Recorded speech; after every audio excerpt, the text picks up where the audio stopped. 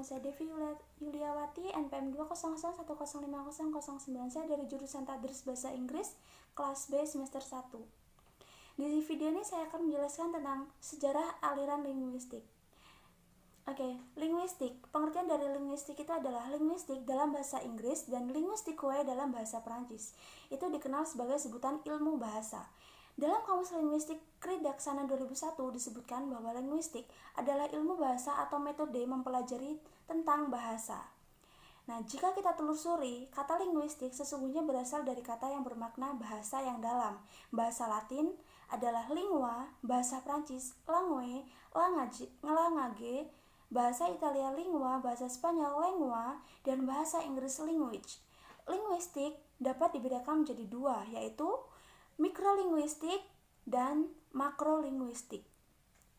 Yang mikrolinguistik yaitu linguistik proper, merupakan ilmu bahasa yang mempelajari tentang struktur bahasa seperti fonologi, morfologi, sintaksis, dan semantik. Sedangkan untuk makrolinguistik adalah ilmu pengetahuan yang mempelajari semua aspek bahasa, baik dari struktur, sejarah, maupun hubungan antara bahasa dan aspek kehidupan manusia. Kajian dalam bidang makrolinguistik adalah linguistik kebudayaan, sosiolinguistik, neurolinguistik, psikolinguistik, dan lain-lain, dan masih banyak lagi.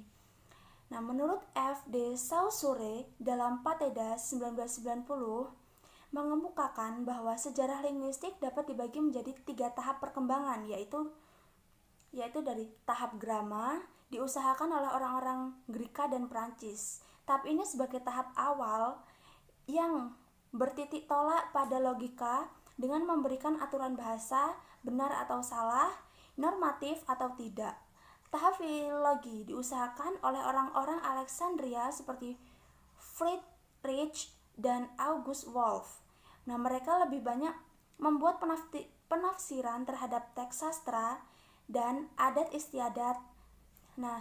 Tahap yang terakhir yaitu ada tahap perbandingan. Para linguis membandingkan antara bahasa satu dengan bahasa lain. Misalnya Franz Bopp yang membandingkan bahasa Sanskrit, Jerman, Greka, dan Latin.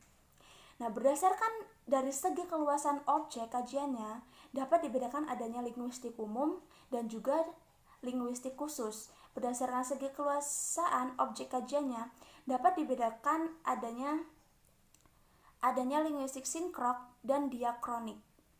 Berdasarkan bagian-bagian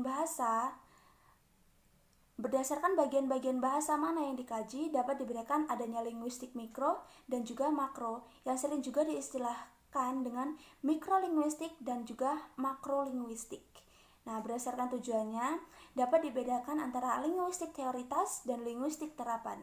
Berdasarkan alirannya, linguistik dapat diklarifikasikan atas linguistik tradisional, linguistik struktural, linguistik transformasional, linguistik generatif, linguistik relasional, dan juga linguistik sistemik.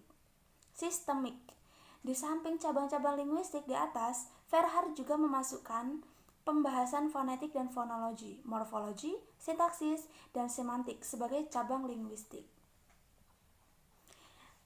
Baik dari penjelasan saya tadi dapat disimpulkan bahwa linguistik itu berarti ilmu bahasa. Kata linguistik berasal dari kata lain yaitu lingua yang berarti bahasa. Orang yang ahli dalam ilmu linguistik disebut linguis. Ilmu linguistik sering juga disebut dengan linguistik umum, general linguistik, karena tidak hanya mengkaji sebuah bahasa saja. Ferdinand de Saussure, seorang sarjana Swiss, dianggap sebagai pelopor linguistik modern. Bukunya yang dikenal adalah Charts de Linguistique Générale 1916. Buku tersebut dianggap sebagai dasar linguistik modern. Beberapa istilah yang digunakan olehnya menjadi istilah yang digunakan dalam linguistik. Istilah tersebut adalah langue, language, dan parole.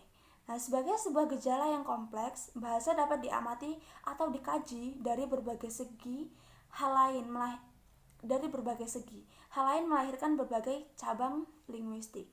Berdasarkan segi keluasan objek kajiannya, dapat dibedakan adanya linguistik umum dan linguistik khusus. Sekian penjelasan dari saya mengenai mengenai aliran-aliran linguistik. Jika ada salah kata saya mohon maaf dan saya mohon ampun. Saya akhiri. Wassalamualaikum warahmatullahi wabarakatuh.